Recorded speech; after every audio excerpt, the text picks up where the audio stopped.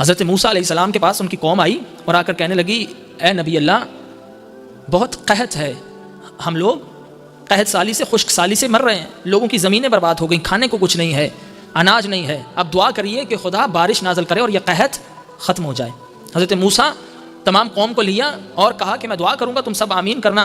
نماز پڑھ کر جو ہے وہ حضرت موسیٰ دعا کی مگر بارش نازل نہیں ہو رہی۔ کئی دن تک حضرت موسیٰ دعا کر رہے ہیں، نبی ہیں خدا کے، اولو العزم پیغمبر ہیں، مگر دعا قبول نہیں ہو رہی۔ حضرت موسیٰ نے پوچھا یا اللہ یہ کیا ماجرا ہے کہ موسیٰ کی دعا قبول نہیں ہو رہی؟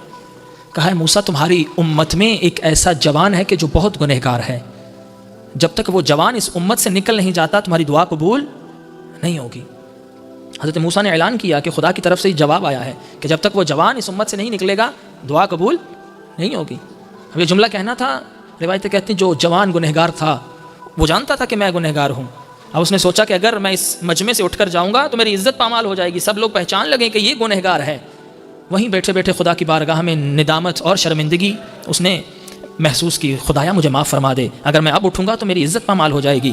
اتنا اس کا صرف سوچنا تھا، خدا کی بارگاہ میں شرمندہ ہونا تھا، دل میں پشیمانی آئی تو بارش نازل ہو گئی۔